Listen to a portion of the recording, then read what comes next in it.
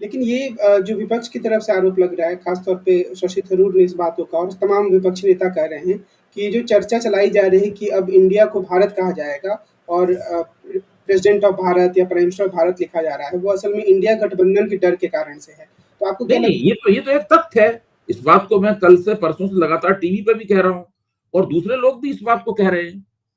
आप देखिए आज भास्कर में नवनीत गुर्जर का, जो कि भास्कर के एक महत्वपूर्ण संपादकीय मंडल के सदस्य हैं, उन्होंने साफ तौर पे इस बात को लिखा है मुख्य लेख में। सभी लोग इस बात को कह रहे हैं भाई, ये जो प्राचीनता का जो आपको ख्याल आया है, ये उसी वक्त क्यों आया जब विपक्ष ने ये बना लिया? इससे पहले तो आपके दिमाग में कभी बात नहीं आई थी। भाई मुद्दा तो ये बहुत पुराना है, ये मुद्दा नया नहीं है कि भाई भारत भारत का नाम इंडिया नहीं होना चाहिए। यहाँ तक जाती तौर पर मैं कह चुका हूं, मैं भी इसके पक्ष में हूं कि इंडिया तो उपनिवेशवाद की याद दिलाता है। और मैं अंग्रेजी भाषी जो लेफ्ट लिबरल आइडिया है, विचार, भारत का विचार है, उसमें जो आइडिया ऑफ इंडिया करके रखता है, वो भारत के बहुत से नेता इसका, चरण सिंह इसके विरोध में थे। चरण सिंह बाकायदा इंडिया बनाम भारत की कैंपेन चलाते थे। वो मानते थे कि इंडिया जो है वो अभिजनों का है, जो जो इंडस्ट्रियल इलीट है उनका इंडिया है, जो किसानों का असली भारत जो है। एक पत्रिका भी निकालते थे वो असली भारत नाम से, मैंने खुद उस पत्रिका में लिखा है एक जमाने में।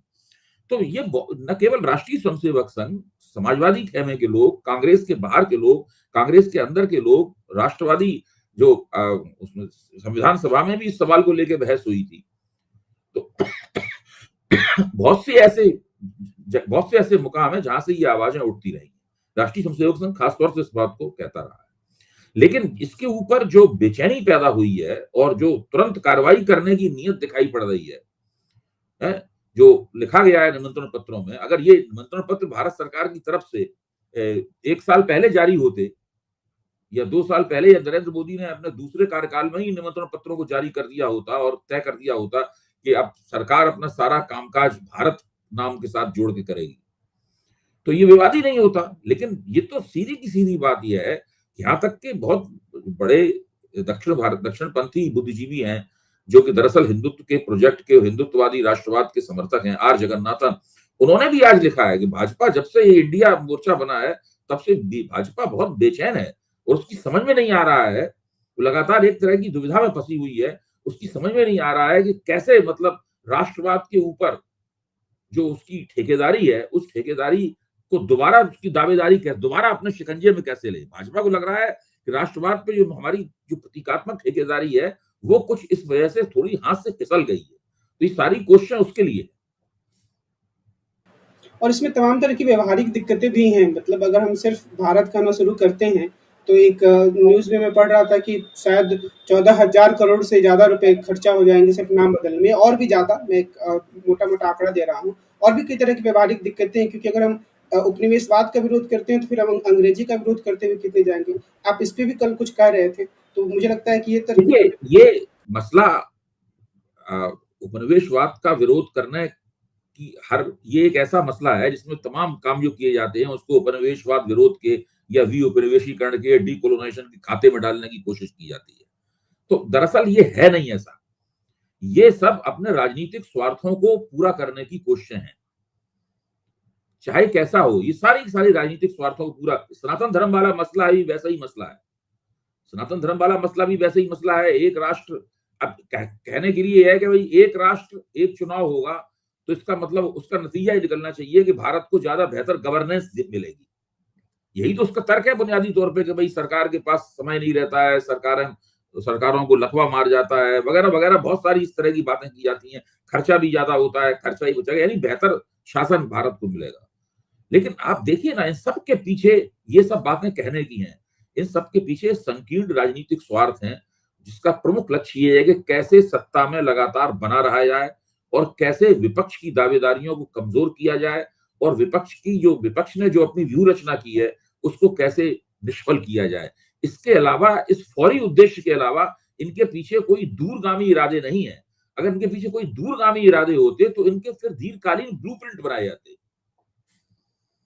जैसे पंचवर्षीय योजना बनाई जाती थी या इस तरह एक दूरगामी ब्लूप्रिंट बनाए जाते, और दूरगामी ब्लूप्रिंटों के जरिए ये काम होता और उस पर एक राष्ट्रीय सहमति खड़ी की जाती, सब नेताओं को बुलाया जाता, सबकी आपत्तियां ली जाती, उसके उसके भी करने के तरीके हैं।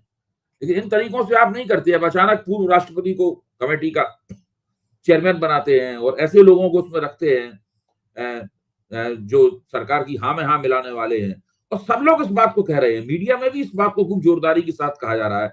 सरकार के राजनीतिक उद्देश्य किसी भी आवरण में छिपे हुए नहीं है, वो सबके लिए स्पष्ट है। अगर कोई देखना चाहे तो उन राजनीतिक मकसदों को आसानी से देख सकता है।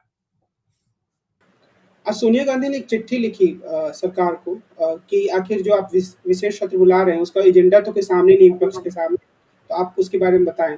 तो ये बाद में जब उसका संसदीय कार्य मंत्री ने जवाब दिया कि यही परंपरा रही है, पहले से नहीं बताया जाता है।